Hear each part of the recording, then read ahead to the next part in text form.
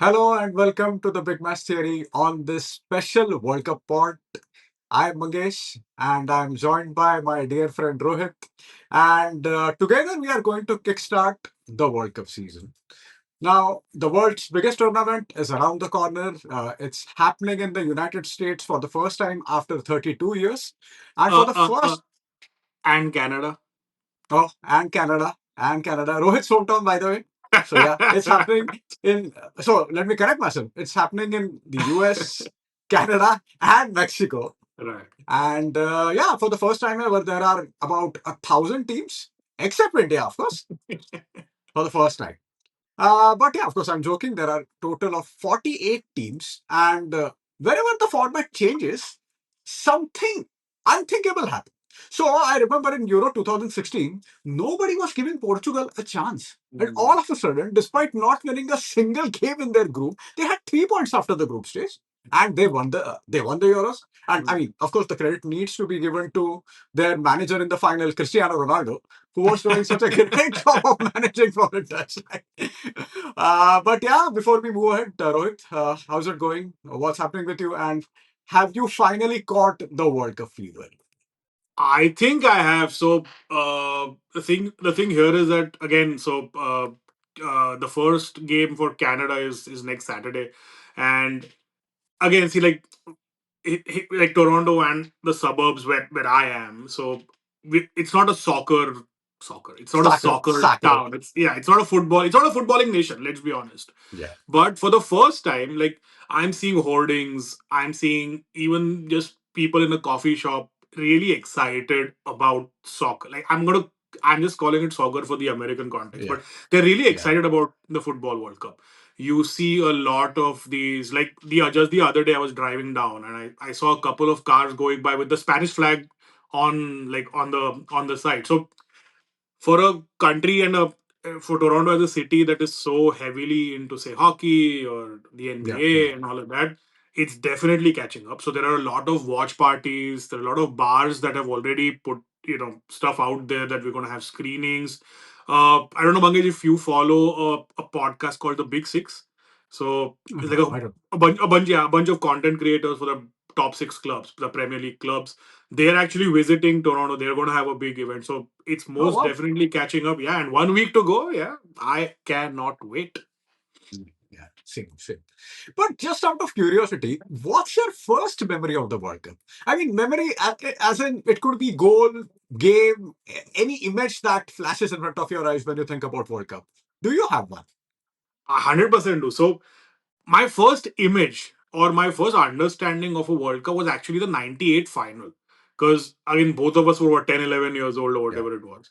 But I had no idea what, national, like international football is. And because at that point in time, World Cup for me was cricket, right? yeah, 96, we saw the whole of the 96 World Cup as kids. And yeah. then you go to 98. And I remember on that I think the final at that point came on Doordarshan or whatever it was. I don't Yeah, quite that's remember. right. Yeah, But yeah, yeah. I remember my dad, my granddad just they're not football fans either. But I Yeah. remember them distinctly. I remember them watching the final, France and Brazil. So I that is what I remember. I don't remember anything about the game, but I remember flashes of sitting in that house and watching the final. My first proper memory is, of course, the 2002 World Cup, which I Yeah, think you yeah, already covered in one of our videos. Please go and watch it. yeah, So yeah, that probably is my first real memory. yeah, yeah.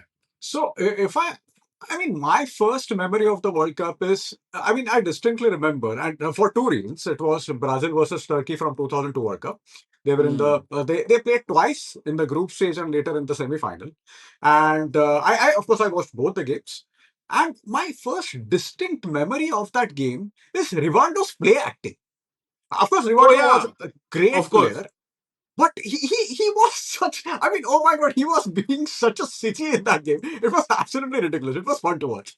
That was the one when the ball struck his leg and he did this, right? Was that the Yeah, one? Yeah, yeah, yeah. exactly, exactly. Because he was being such a crybaby. But of course, I mean, they won the World Cup in the end, and it was, of course, it Rivaldo, one of the greatest players that we have seen. But again, we only could watch him for probably a couple of seasons. After Yeah. that, he decided to move to Olympiacos and that kind of Olympiacos, stuff. yeah. But yeah, that's my memory. Uh, Again, as I said, this is the fourth World Cup in North America, and South American countries have won the previous three. So in 1970, it was Brazil who won it, the famous 1970 final between Brazil and Italy. Then the 1986 Mexico, it is mainly known as Diego Maradona's tournament, and again in 1994, when the World Cup was held in United States, it was Brazil, Romario's Brazil, who won the tournament. So it only makes sense to do the squad review for two South American giants. The greatest World Cup team, that is Brazil, and the team with the greatest player of all time, that's Argentina. I just wanted to see Rohit's reaction for this. You knew the head shake was coming. Yeah, of course, of course. Okay, so let's start with Brazil. By the way, a small trivia for the TBMT audience, for typical soccer nerds, and only for TBMT audience. After 1970, Brazil won the World Cup for the first time in 1994. The World Cup was held in the United States. The last time Brazil won the World Cup, it was in 2002, Ooh. exactly 24 years ago. And where is the World Cup held this time? You guessed it right. It's Yeah. in the United States. So Brazil are going to win the World Cup, Rohit. And they're my team, by the way, because my usual team, Italy, they aren't a part of this World Cup. Oh, As yeah, yeah, has yeah. been the case for a long, long time, they're not a part of most World Cups. But if I'm not rooting for Italy, I usually root for either the Netherlands because my favorite manager, I mean after Ferguson, of course, but my favorite manager has managed them so many times. So it's either the Netherlands or Brazil. But I definitely want Brazil to win this time. And it's been Yeah, far too long to not have a Brazilian World Cup yeah, yeah. winning campaign. So And they are like those teams. I mean, even if they win it, even their rivals won't oh mind. yeah. Yeah, it's Brazil. Yeah. Brazil. Yeah, let It's them have Brazil. it. Yeah, That's understood. Of course, if my team is not winning it, let Brazil win it. That's yeah, the sort yeah. of attitude most of the people have. Yeah. Yeah. So yeah, I mean, Brazil, they are managed by, of course, Don Carlo. They are in Group C of the World Cup along with Morocco. I mean, last World Cup semi-finals, by the way. And Mm. I don't know if the winner or the finalist of AFCON after that huge row they had with Senegal. Oh So let's then yeah. call it. So let's just let's just say they are the finalists in AFCON. I don't know if they Yeah, won yeah. it You finally, can't, yeah. but yeah. Then Haiti. Haiti, they are playing their first World Cup after 1974. And Scotland, which is Scott McTominay's team. I mean, of course, Yeah. everyone in the world knows who Scott Yeah. McTominay is, but yeah. So that introduction is enough for them. Rohit, do you want to walk us through the squads? Let's do that. But before I go into the squad, just coming into the World Cup. So in 2022, I think Brazil entered the tournament as the highest ranked team. They were number one.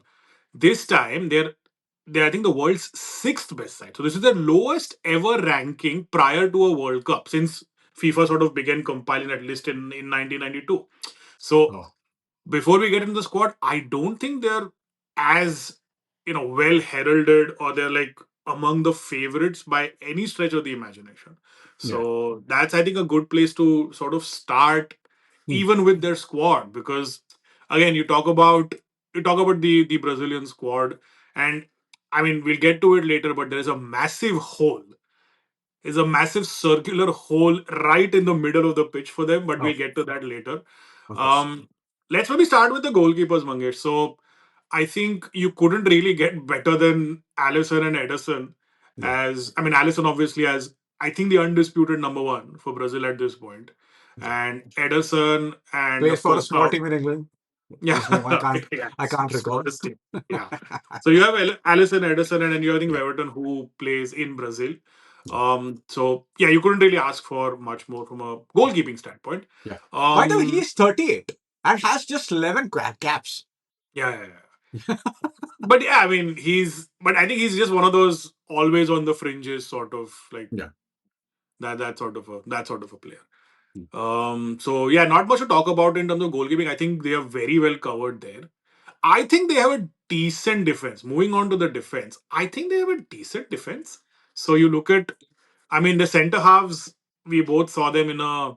One of them was crying, one of them was smiling. I am definitely not going to get into the details of that because the Arsenal fans on our channel will start throwing rotten eggs on my head. But I think, yeah, Marquinhos and Gabriel pretty much pick themselves. And I think that's a great balance in terms of Marquinhos being very comfortable on the ball. So is Gabriel, to be honest. Yeah, yeah. But I think they dovetail really, really well with each other. Then you have the likes of Alexandro, you have Wesley, who should be the two starting fullbacks. Again, good players. They're not Marcelo and Cafu by any stretch of the imagination. Or But Rafael or Rafael or Fabio. yeah, Rafael and Fabio. yeah, Yeah, they quite literally, yeah. So they're decent. They're good players. They yeah. played for good clubs, solid players, but they're just okay. Then you have all the others, right? You have your Douglas Santos, you have Ibanez, you have Pereira, all these chaps who kind of just round around the squad. So, what are your thoughts on their defense? See, what I mean, I find it uh, pretty strange in the sense, if you talk about their experienced defenders. So, of course, they have Marquinhos, Danilo, Alexandro, and Gabriel. So, I mean, these four players bring you experience. But if you talk about the rest of their team, Bremer, Hmm. Douglas Santos, Ibanez, and Leo Pereira and Wesley, and they are very inexperienced at international Inexperienced. level. Yeah. So Yeah. the highest of them is Bremer with 13 caps, and lowest is Wesley with 4 caps. So Hmm. I find that a bit strange. Also, so there is a good chance that Wesley will start on the right hand side if, Yeah. as you rightly pointed out, if they sort of find the balance in the midfield, because with two-man midfield they are going to completely run over. But Yeah. we'll come to that. But again, Marquinhos and Gabriel, two world-class centre backs. So if they sort out their, if they get their balance right as far as their fullbacks and midfield is concerned, I think that's a good team, man. That is a good team. See, the thing with, again, I think Wesley will start because he, if nothing, he gives a lot of energy Yeah. down the right. Danilo may or may not. I think, how old is Danilo now? So He's Danilo and Alexandro both are 34 and 35. 35, right? So Yeah, yeah, you at least need that energy down one of your yeah, flanks. Because yeah, yeah, Again, Marquinhos, remember, Marquinhos isn't the youngest anymore. yeah, I mean, we all remember Marquinhos from 20 years ago. He's not that Marquinhos anymore, as yeah, good as he is. yeah. Gabriel is young. Alexandro is on the older side. Danilo's on the older side. So Mm, Wesley is going to play a big role, as mm. inexperienced as Wesley is. But definitely going to play a big role in this World Cup, I think. I have a lot more trust in Italian defenders who play in the Serie A Mm.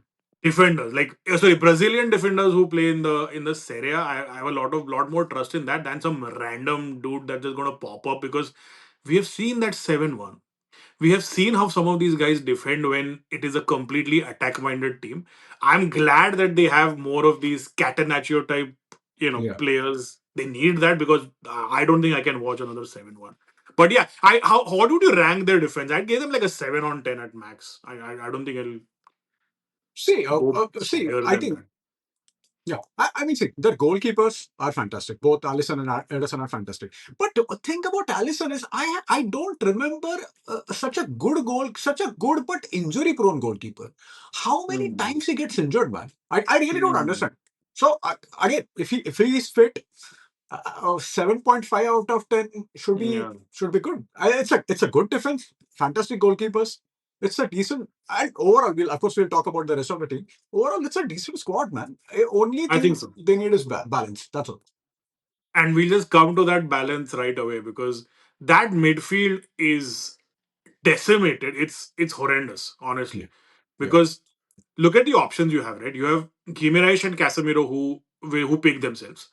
Um, you have Danilo Santos, you have Fabinho, and you have Lucas Paqueta.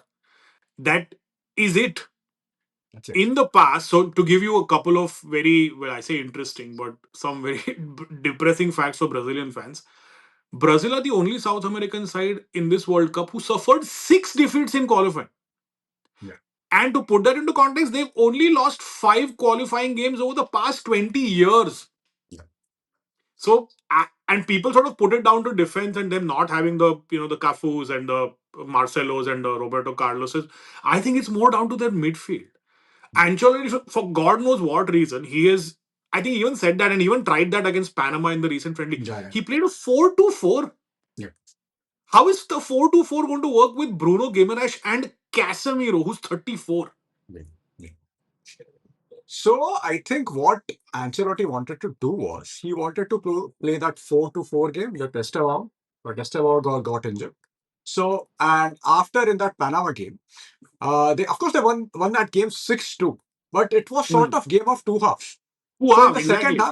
in the second half, he I mean he changed 10 players and he played with Hmm. three-man midfield. And what I Correct. find astonishing about this is Brazil only have Yeah. five midfielders and all the wingers in the world. Yeah. I'm pretty surprised. Again, we are talking about Don Carlo, one of the greatest managers of all time. So I'm not going to say, oh, why is he doing that? He knows his stuff. Hmm. He knows Let's this. leave at that. But it's just surprising that, especially when you're playing in the heat of United States, and when you have sort of aging defense and aging midfield, then why would you not have, say, another midfielder? That's surprising to me. I agree, and I genuinely think I don't think he maybe against say a Haiti or whatever one of those countries he tries at 4-4, but you go into the knockouts. Do you really think a midfield two of Gimenez and Casemiro is going to stand up to No, anyone? That's impossible. So impossible. I think he eventually will go to that 4-2-3-1 Yeah, and sort of add that extra body, like a I don't know, a Danilo Santos maybe, or one of maybe. those guys who will slot in next to a Casemiro, a Gimenez, Yeah, yeah. and you take away one of the attackers, and I think that's fine. They have more than enough firepower in their attack to Yeah. play. Like they could be like three or two teams that Brazil could play that have A plus in attack, but your midfield goes from a B plus to a D. Yeah, There's no depth. yeah. So I think it's important that again, Gimenez, Casemiro pick themselves. I don't think a Paqueta or any like a Fabinho is going to start ahead of them. Those two pick themselves. I mean, I definitely see Danilo Santos playing a big part in the World Cup. See, one thing I don't realize is, or one thing, see, only one player out of their midfield is good on the ball. That's Fabinho. And Hmm. when you are playing in the US, see, they're going to play 8 games. Team that reaches the final, that will play 8 games instead of usual 7. Again, Hmm. in the heat. How will you sustain if you don't have someone in the midfield who can hold the ball? Casemiro, of course, we love him. He has had a fantastic season, but again, holding the ball is not his sort of strongest suit right now. Not his, yeah. Yeah, that's Fabinho's. But again, Fabinho is also 32 and That's my and point. play Yeah. and playing in Saudi Arabia. So Yeah. And that was the strange. reason why I thought I don't think we're going to see a like if Ancelotti goes completely out of the book and he plays a Fabinho Casemiro pivot with Bruno Guimaraes as the 10, but I don't think Bruno Guimaraes has enough attack because even at Newcastle he plays in that three with Joe Linton and Yeah, Sandro Tonali. yeah, He's yeah. not a He's Bruno not a 10. Fernandes type 10 Yeah, or a yeah, Cunha type 10, right? So yeah. which is why I'm not sure. Maybe you're right. Maybe he does sort of come back and do something, but I don't know. Let's that midfield is going to be a big question mark for Yeah, Brazil. yeah, yeah, yeah. True. And then moving into attack, I'm going to throw it over to you because I mean, what do you even say? I'm just going to read out some names, and I think that pretty much explains everything.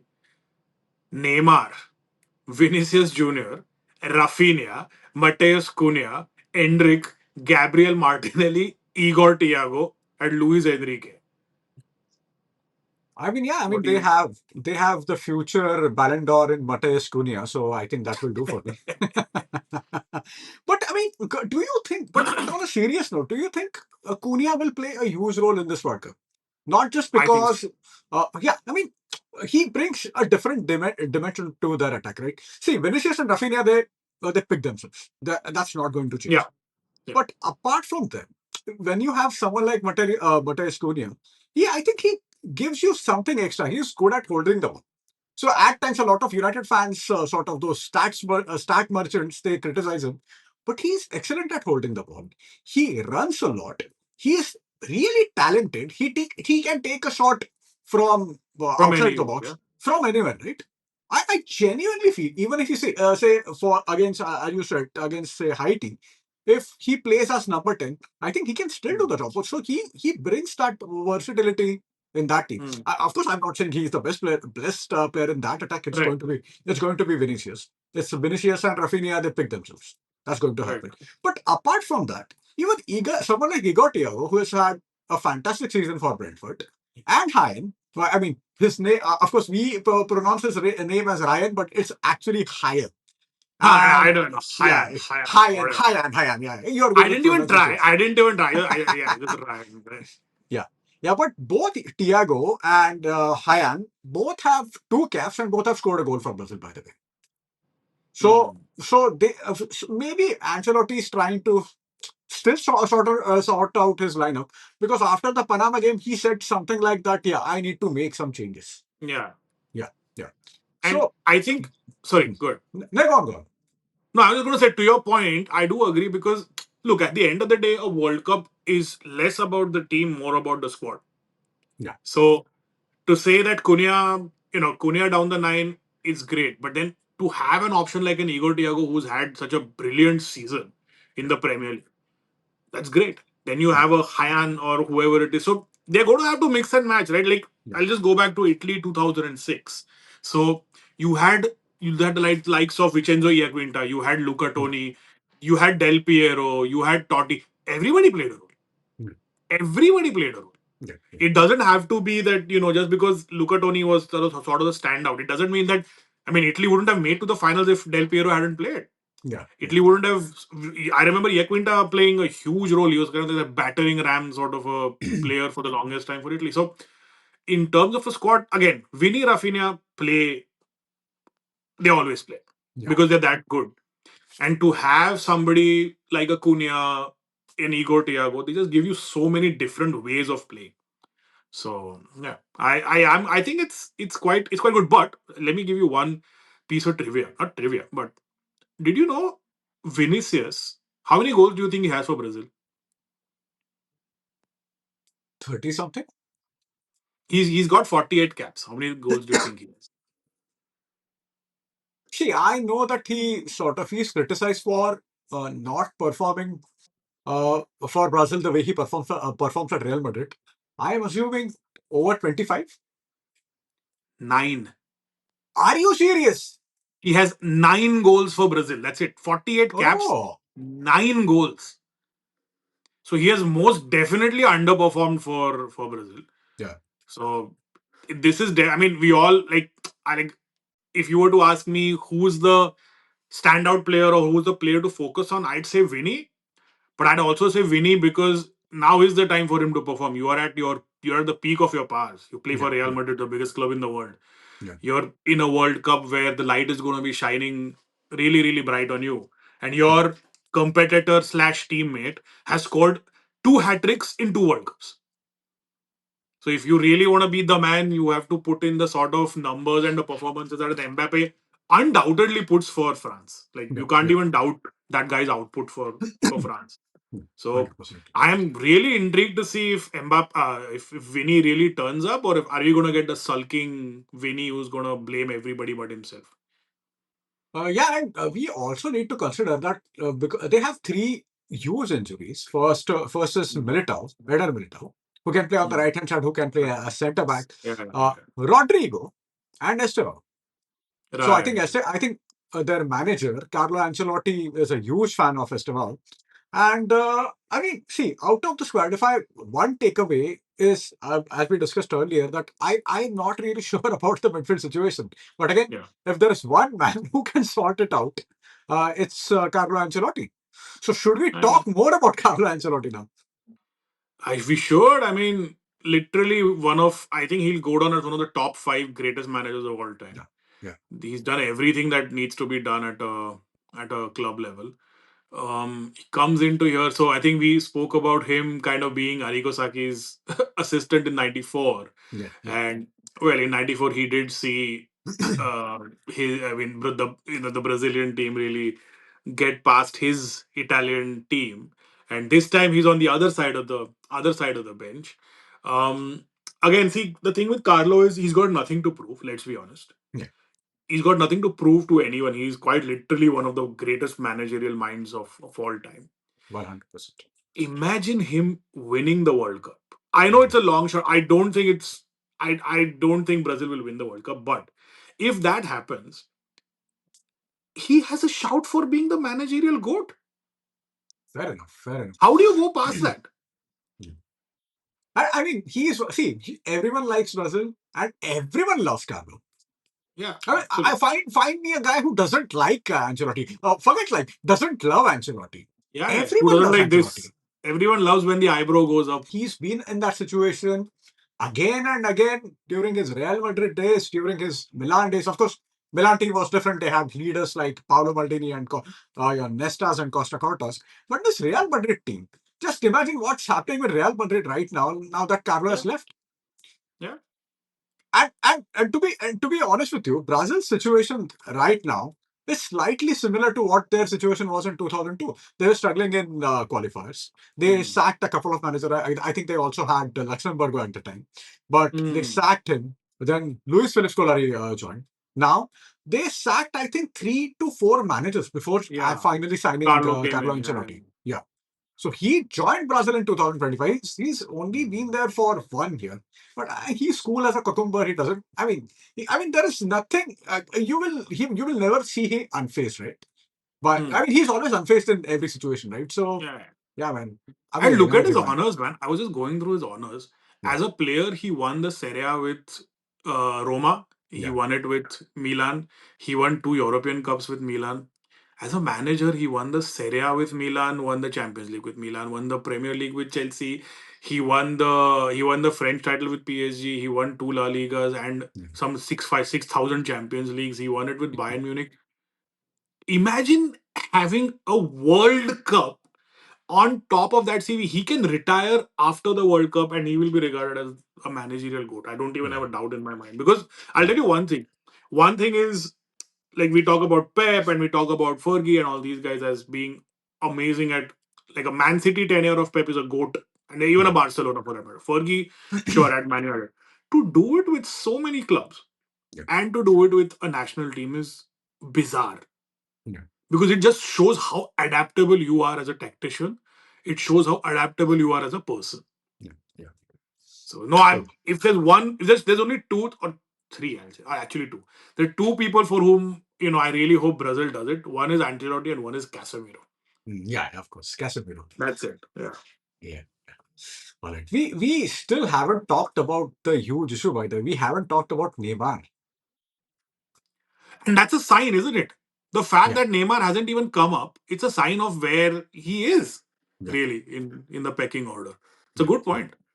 yeah. I mean, see, first thing is, I mean, this is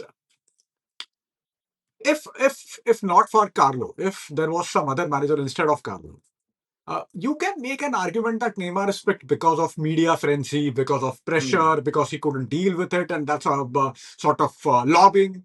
You can't say that about Carlo Ancelotti. Carlo Hmm. Ancelotti is a master of managing, a master of man management. He doesn't give a fuck about all that nonsense. But I find it intriguing that instead of Joao Pedro, I think he scored 20 goals for Chelsea. Yeah. Even though Chelsea had a bad season, 20 goals is a very good Yeah. contribution, man. Yeah. Yeah. He's been playing really well. Neymar hasn't played for Brazil since October of 2023. And the argument always people made that Neymar, I think I read this somewhere that Neymar is a bow and arrow, but now he can't be an arrow. He's just a bow. Hmm. Bo, right. So you can bring him on from the bench during games, Yeah. but And that's it. he's that's it. He's not going to be your main man at any cost. Hmm. Now he is I injured. I think he had calf injury, if I'm not mistaken. Yeah. He is not fully fit. There is a good chance that he will start. He will play some role in the Brazil's third game, but not before that. But even logically, see, Joao Pedro, I think over the past few seasons, he scored 20 goals for Brighton. 24-25, he had 13 or whatever. It was not a great Yeah, season for him, but he's come back well at Chelsea. He's played 20 goals. He scored 20 goals. yeah, What do you think is the tactical reason? I mean, I know, I mean, we can't sit and speculate what Carlo Ancelotti, one of the greatest minds ever does, but Joao Pedro plays as a nine. yeah. Joao Pedro has great work. He's got a great work rate. I don't think anybody can doubt his football intelligence or his work rate. Do you really think what is Neymar really going to add? Look, I mean, if say you have got to hook one of Vinicius or Rafinha for whatever reasons, they're not having a good game, they have a knock or whatever it is.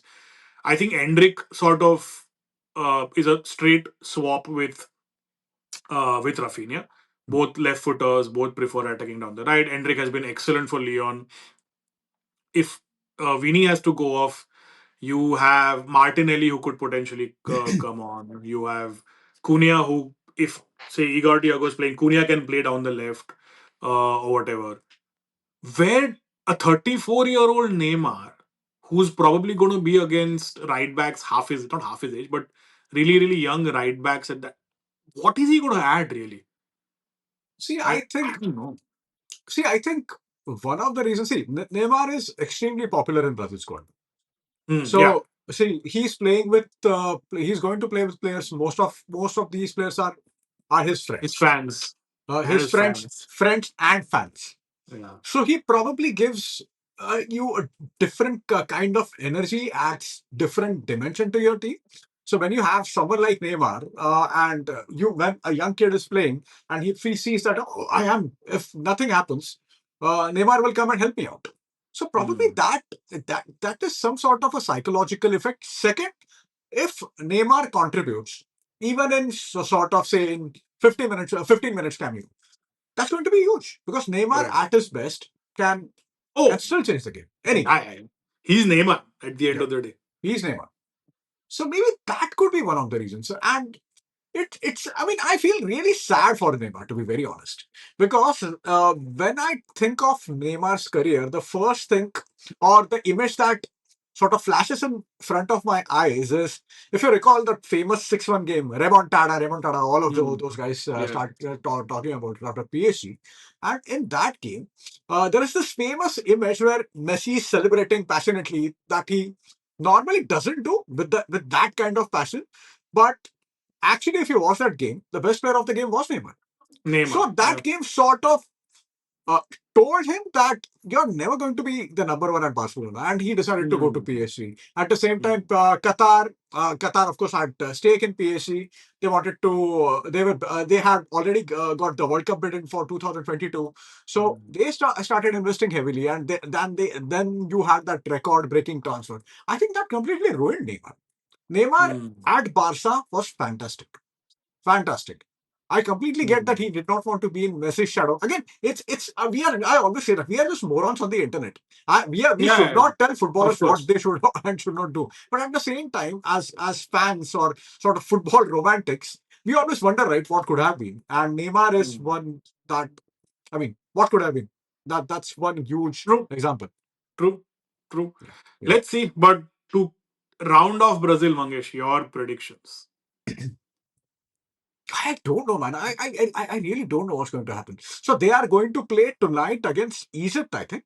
And Mm. what formation Carlo uses in that game will be the key. Of course, I want Brazil to go deep in the competition. I want them to play well. And if I'm not mistaken, if say there are no shocks and everything goes as per plan, Brazil can play t- tactic Tom's England in the quarterfinal. God.